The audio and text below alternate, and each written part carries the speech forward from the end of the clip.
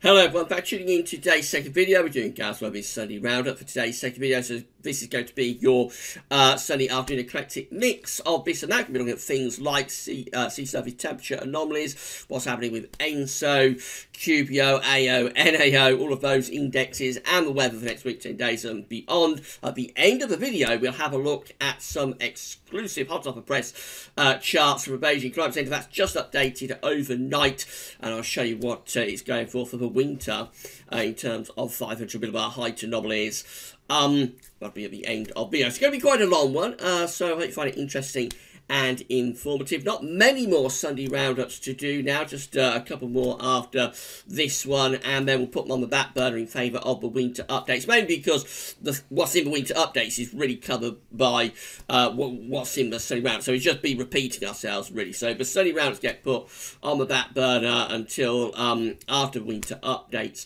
So a couple more to do, and then that'll be it, probably until the start of 2020, can you believe? But yeah, the winter updates will be beginning in just a couple of weeks' time, Sunday, 1st of September. So again, I'll be very short, just to say that the first video release day was the 8th autumn analogues update. So that video is on the homepage at GWV.com. Just scroll down page and you'll find it above the pollen count. Later on today, that video will be placed on the autumn updates page. There'll be a written summary going over what we discussed in the video, so you'll be able to have a read of that and read the written version whenever you want, and have a watch of video on demand.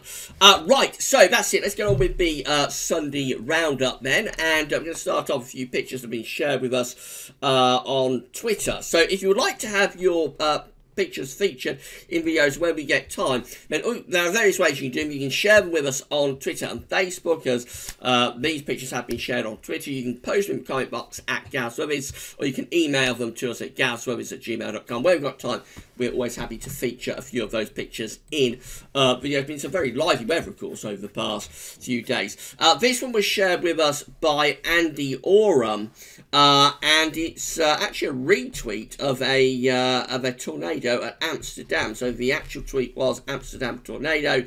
Not every day you see this. You see this hashtag Amsterdam. So there we go. Let's just click on that and see if we can get a close-up view of it. So there we go. Big old tornado funnel cloud there over Amsterdam. Very lively weather. That was on Friday, I think, that little tornado there over Amsterdam. So really quite an interesting day's weather, I'm sure, over at Amsterdam with that funnel cloud there that's rolling its way through Amsterdam. So we should just pause that there, then we should go backwards. And we'll scroll down to here. This one was shared with us by Ali Daint Mad Butcher MBE. So some really quite wet weather where that is. I'm not sure where that is. Somewhere in the north, I would think. But quite a wet day there yesterday. Let's get rid of that and move downwards. This one is from Official Weather UK. So this one is showing wild waves in Penzance earlier today. A bit messy on the promenade. Cars covered with seaweed. That's yesterday's winds, I think, or possibly it's Friday. Let's see when we got that one. So again, that one is Friday. It's been some very stormy weather, of course, over the past few days. So big waves crashing onto the promenade at Penzance. Very stormy old day there on Friday, no doubt. It's very similar yesterday. And then this one finally is from Savvy. This was again shared with us on Friday, 9th of August.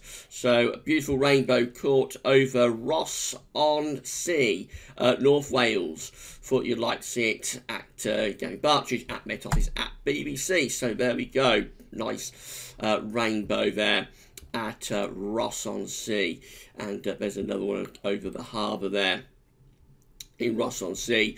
Really nice rainbow picture there at Ross-on-Sea on Friday from Savvy. So big thank you to all of you for sharing your pictures with us. If you'd like to have your pictures featured in videos, as I say, you can share them with us on social media, Facebook and Twitter. You can email them to us at gazovers@gmail.com, or you can post them in the comment box at Gazovers when we have the chance. We are happy to feature them in the video, so big thank you for doing that. Not going to have much on solar activity today, but the solar disk on our side of this today from solarham.net is looking like that. So it is spotless again. How often are we saying this? Every week now it seems the solar disk is spotless, no sunspots to be seen. We are well and truly into solar minimum, as we explained in last week's GWV Sunday Round-Up. We had a long section on solar activity. So solar activity is at very low levels, of course. There's no sunspots, and is expected to remain at very low levels for the next 3 days. So yes, solar minimum continues, and we won't talk too much about solar activity this week because we did a long section on that in last week's GWV Sunday Round-Up. It's how the oceans are looking, or were looking last week, when we did last week's GWV Sunday Round-Up. So we've got 3 areas of interest with the oceans. We've got the equatorial Pacific Ocean just there. We've got the Northern Pacific Ocean over here, and they've got the Atlantic Ocean, or North Atlantic Ocean over there. That's how things were looking last week. Let's have a look at the very latest. So that's it from the 8th of August.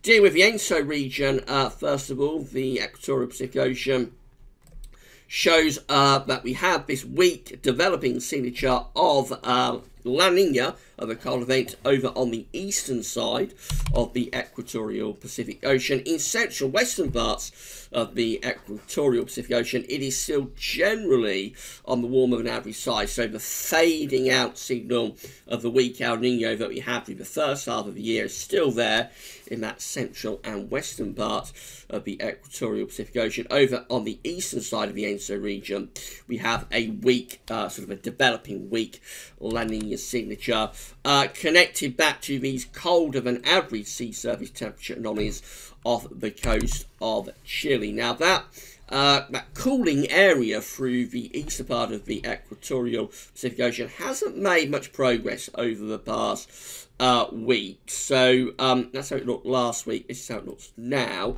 It hasn't really made much progress further into the central part of the equatorial Pacific Ocean.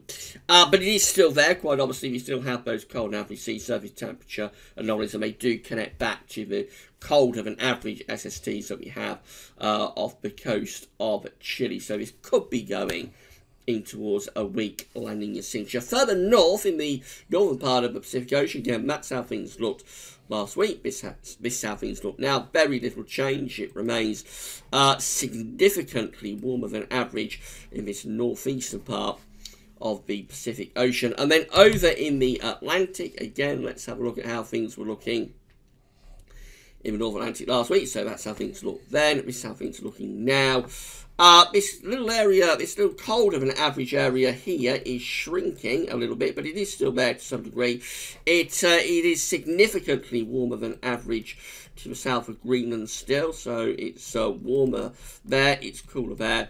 I mean, we come down here into the central part of the Atlantic Ocean, going down towards the tropics, and it's generally quite warm. Generally, the North Atlantic is much warmer at the moment. Of course, over the past few years, particularly last year, we had quite a cold North Atlantic Ocean, but this year it seems like the anomalies are warmer than average. So we shall wait until we get into winter updates to find out what, if any, impacts that could have. But it certainly looks as though at the moment we have got a warm North Atlantic Ocean, particularly warm around Greenland, which is probably indicative, partly anyway, of the northern blocking that we've had through this summer.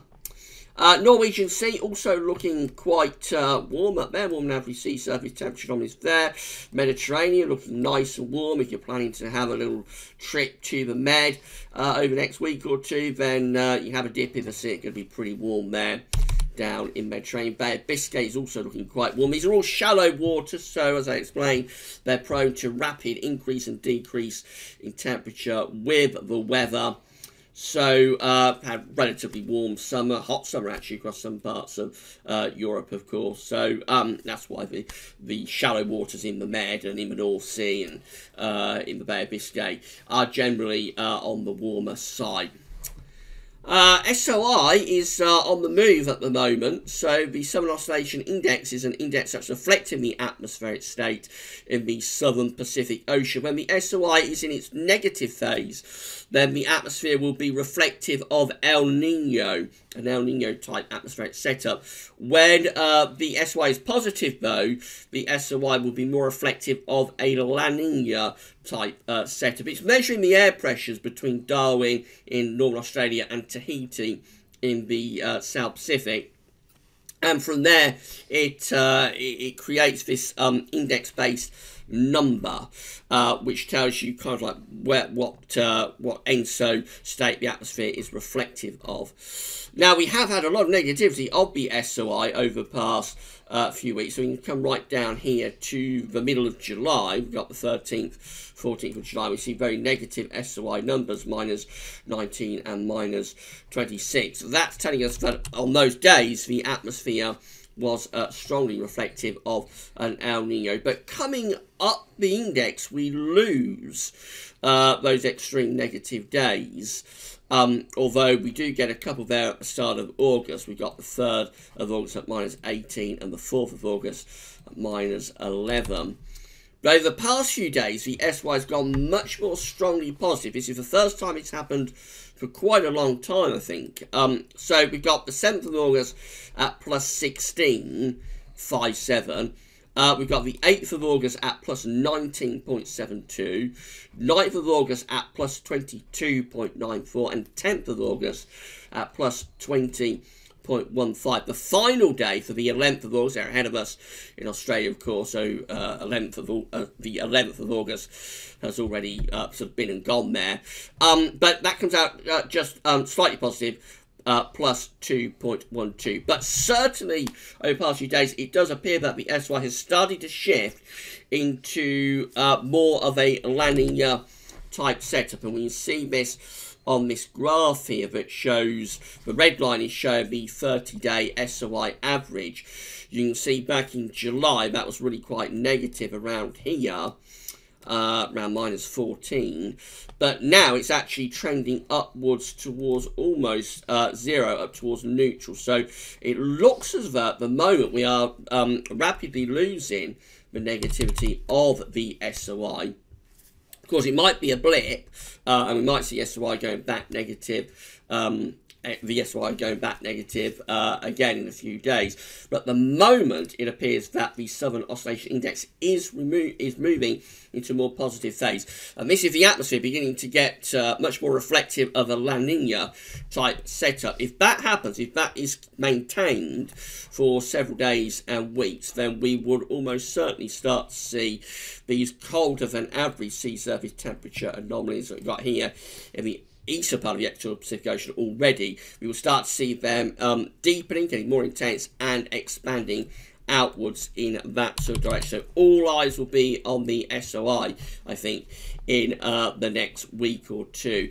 Could just be that that was a blip for a few days, that positivity of the Southern Oscillation Index, but if it's maintained, then we could start to see this La Nina beginning to take off. Now, as that's happening, the CFSV2 is actually backing off its weak La Nina forecast. So you remember about a month ago, something like that, 3 weeks ago, the CFSV2 was forecasting us to go into a weak La Nina through this winter. Now the forecast is at ENSO neutral. It's pulled back from a weak La Nina to ENSO neutral.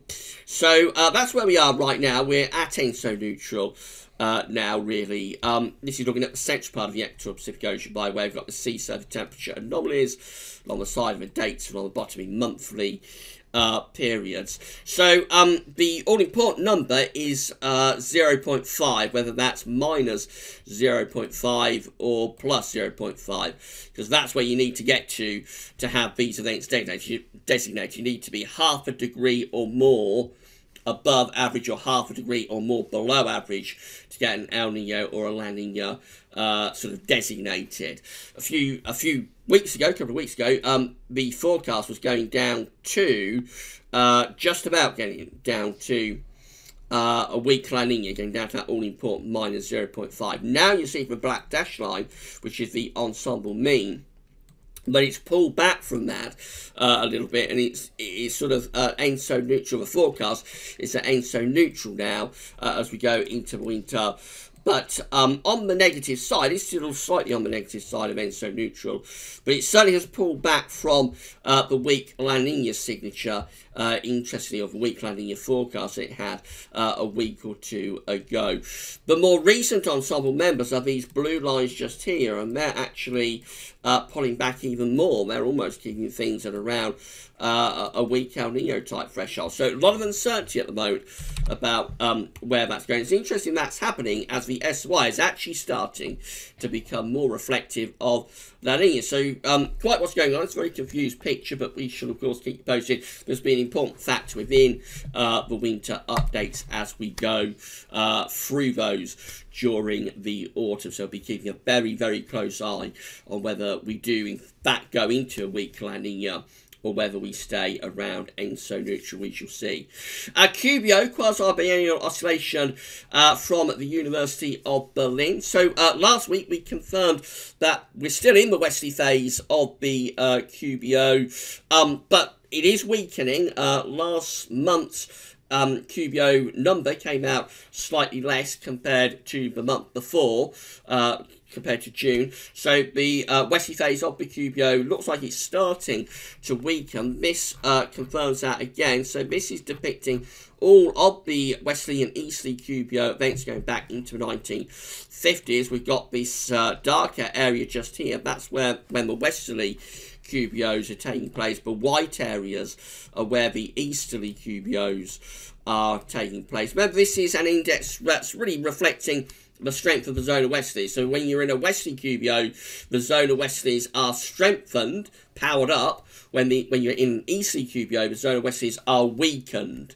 So it's primarily something that's important for winter forecasting. It's less important during the summer, although we do keep an eye on it year round. But when the westerly, when you're in a westerly QBO, you're favouring a milder westerly winter. When you're in an easterly QBO, you're favouring a colder, more blocked type winter with the zona westerlies kind of weaken.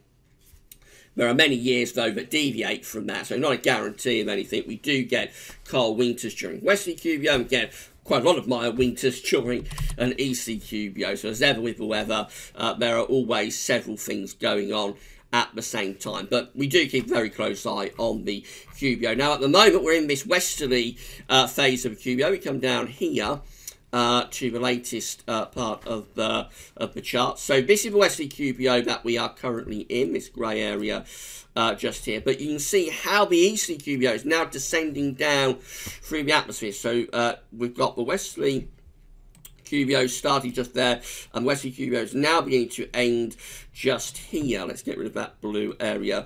And this is the important part of the chart just here, because that is the beginning of the easterly QBO descending down through the atmosphere. If you think that this is kind of like the top of the stratosphere at 10 HPA, this is down on the surface where we are. So you can see that at the top of the atmosphere in the stratosphere, the easterly QBO is developing. It's beginning to move downwards, down through the layers of the atmosphere. We are beginning to see a weakening of the zona westerlies as we start to transition from the westerly QBO in towards an easterly QBO. It's happening quite quickly as well, and it does bear some. So all of these QBO events are slightly different to one another. This one seems to be bearing some resemblance to the QBO that we had in 1990, westerly QBO that we had in 1994 to 1995, and then that started to transition into the easterly QBO quite rapidly through the second half of 1995 and into 1996. You can see how the easterly QBO begins up here during the sort of middle of 1995. By the end of the year, the easterly QBO had come down into the important sort of tropospheric level, which is around 30 to 50 HPA. So by the end of 1995, we was going into that easterly QBO. So that transition quite rapidly. You see how sometimes, this one for example, 92, 93, the westerly QBO seems rather larger. That darker area is rather large. It takes a little bit longer for the easterly QBO to propagate down through the levels of the atmosphere, again starting at the troposphere there, getting down, starting at the troposphere there, and then getting down into that boundary level of the atmosphere around 30 to 50 HPA. That is the troposphere. So anyway, coming back down to here, we can see that the easterly QBO is continuing to develop at the top of the atmosphere, and I suspect by the time we get through to the end of the year, we will probably see the easterly QBO beginning to move down into that tropospheric level by the time we get through to the end of 2019 and into the start of 2020. So this winter is likely to be a developing easterly QBO winter. Of course, we'll talk about that in the winter updates as well. This is how Eurasian snow cover is looking, and Arctic sea ice. So no snow cover across Eurasia at the moment, except over mountainous areas where you'd expect that, but generally we're snow free across Russia and Siberia, as you would expect us to be on the 10th of August. Up in the Arctic, the yellow area is Arctic sea ice. That is melting away at the moment. We are going through the Arctic melt season. That's going to have around another month to go before the refreeze then starts to get underway. This is from National Snow and Ice Data Centre. It's showing how this Arctic melt season is doing. So it's actually depicting Arctic sea ice extent. The grey line is the long-term trend just there. So let's put in 2019's melt season so far, which is this blue line, and you can see that's well under trend at the big melt season, this taking place well under the grey line. So we really are, which of course is the long-term average, we really are having a big melt season this year. Probably a lot of that is down to the northern blocking that has been very, very consistent through this summer. Let's put some other years in. So put 2012 in. That's when we had the death spiral. And you can see we are actually on a par with that at the moment. So the red dash line, that is 2012. That is the record minimum for Arctic sea ice extent, bottoming out around here in early September. We are very much on a par with 2012. So this is a really, really, really big melt season in terms of Arctic sea ice. Let's put a few more years in. So that's 2018. So we're under 2018 at the moment. This is 2017. We're under 2017 too. You notice how a lot of these years earlier on in the season, through the earliest part of the summer, are sort of on a par with 2012, but then they kind of like pull away from it. They pull away from it like that. But this year we seem to be sticking with 2012. Certainly at the moment. It's a little way to go, around another month of melting to go. So we might start to pull away from 2012 as many of the other years have done. There's another one, 2016, that pulled away from it as we went through August. In September, that's 2015 again, pulling away from the death spiral after being quite close to it. That's 2014, way above where we are right now. And that's 2013, also way above where we are right now. So, as it stands, we are very close to the melt season that we had in 2012, at the moment, which was a huge, massive melt season. There's still around another month to go of potential thawing of the Arctic sea ice. So it's going to be interesting. We'll be keeping a close eye on this. It's going to be interesting to see whether we continue to stick with 2012 or whether we do eventually start to pull away from it and do something more like that. We'll know over the next 3 or 4 weeks. Of course, it is possible we'll have an even bigger melt season than 2012, and if we was to do that, you'd see this blue line perhaps doing something like this.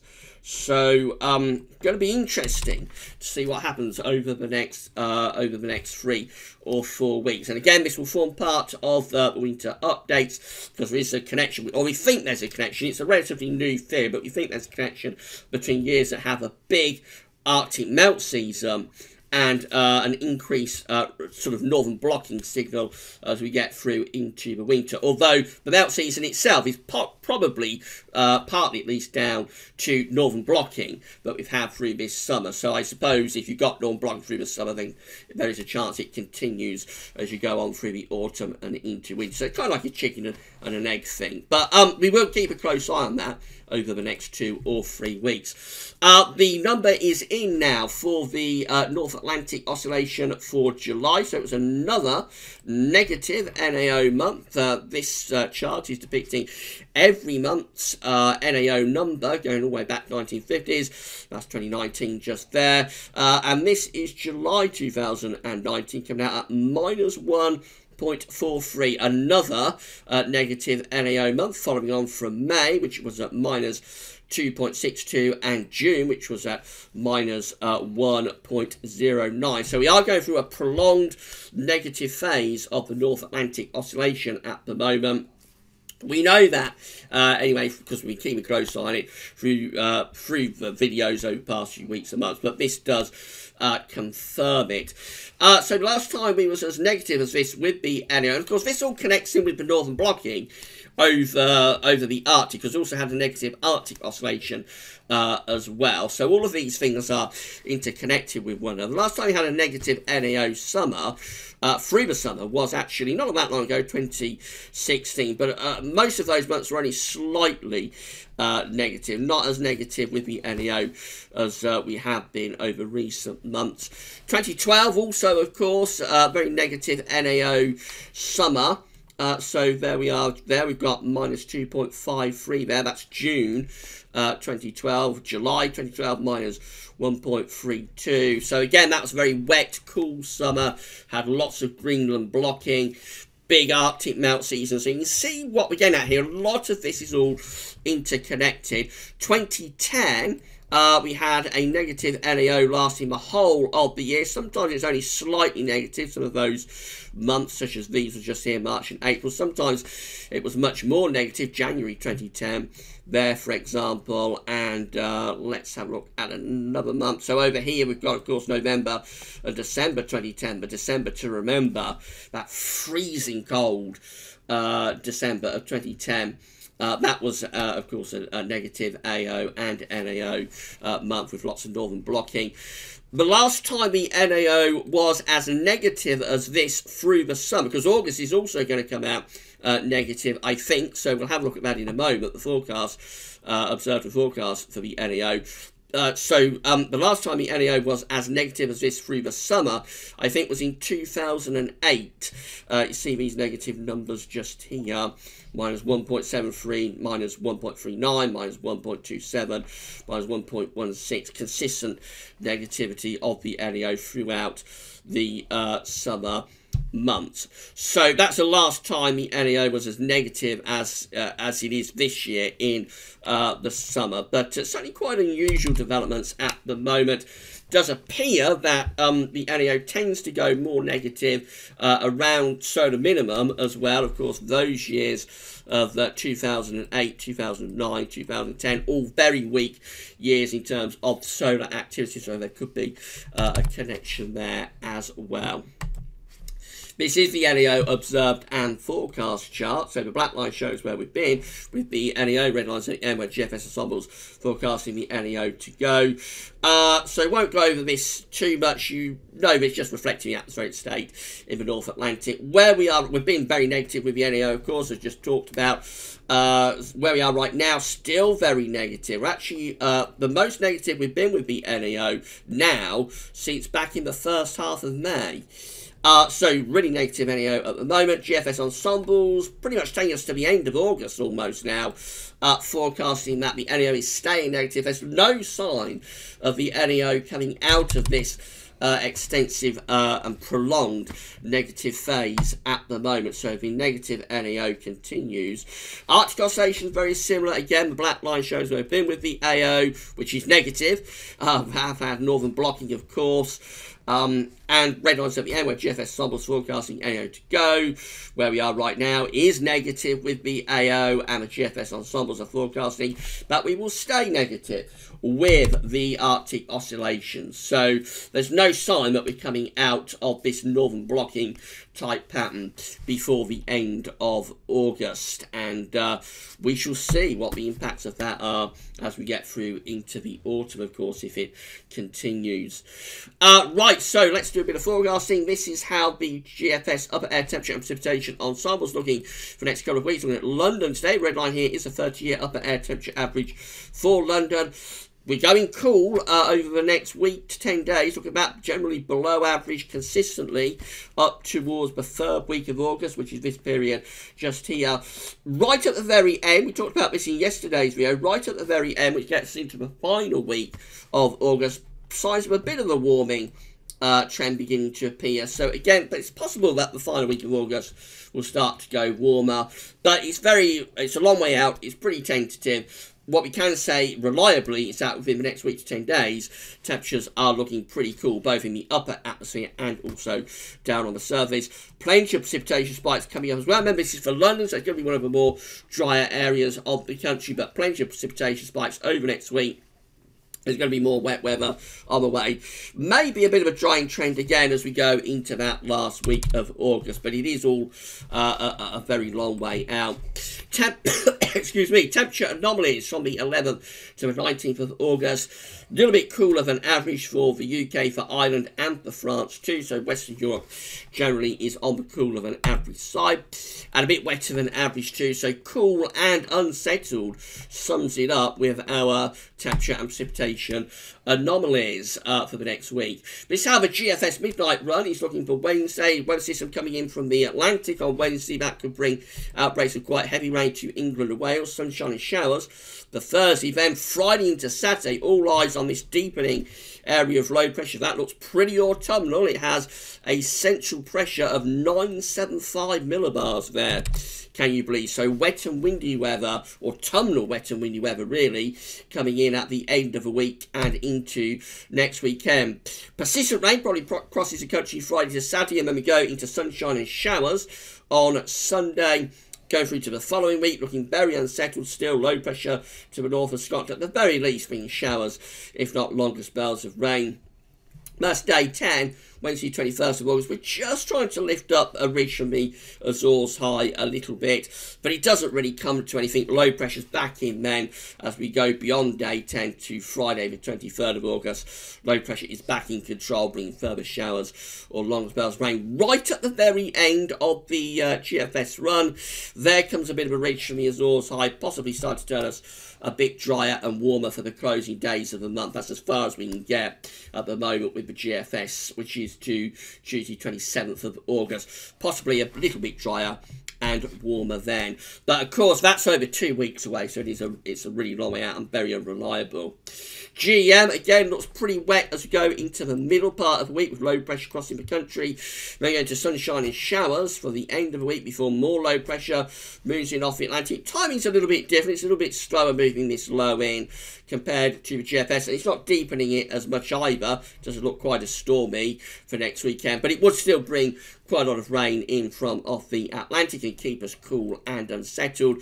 And up to day 10, the GEM is remaining cool and unsettled as well. ECMWF, again, we've got weather system coming in on Wednesday. That bring outbreaks of rain. That clears into North Sea on Thursday. We go into a showery second half to the week. And then in comes low pressure for next weekend off the Atlantic.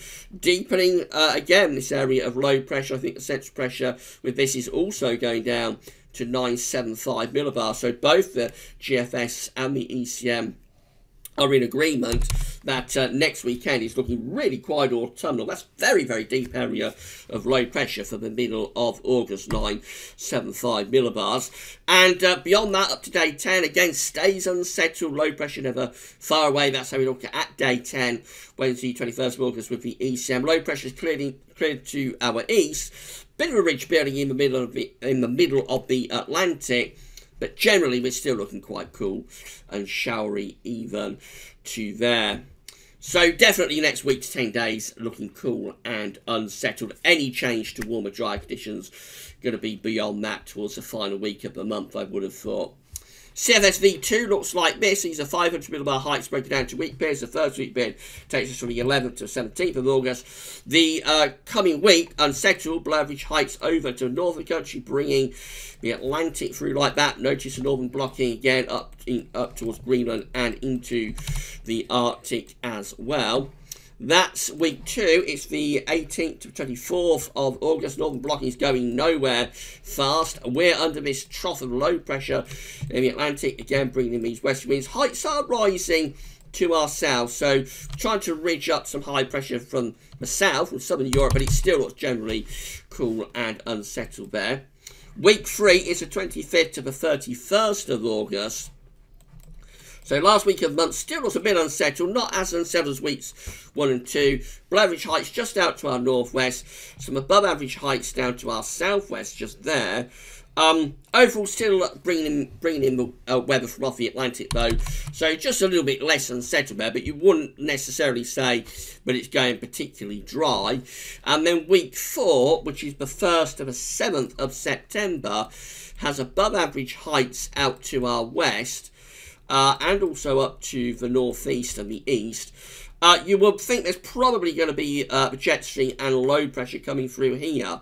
So, I mean, it's not as unsettled as it is in weeks 1 and 2, but actually that could still be relatively changeable even as we go into the first week of September. September itself is looking like this. It's CFS 700 millibar height anomaly with above average heights generally to the north of the UK, but also on this particular CFS run extending to the east. So quite an anticyclonic signal and probably bringing up the wind from a southeast direction, which would be a relatively warm direction in September, although the temperature anomaly is nothing really to get that excited about. A little bit above average, but it's not going for a particularly warm month.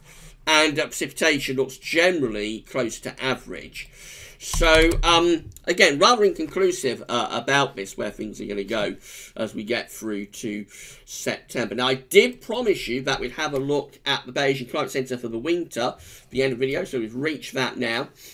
This is the 500 millibar height anomaly from the Eurasian Climate Centre for December. Is going for above average heights in the middle of the Atlantic, mid-Atlantic ridge with below average heights through central parts of Europe. That could be bringing quite cold northeasterly winds there in December.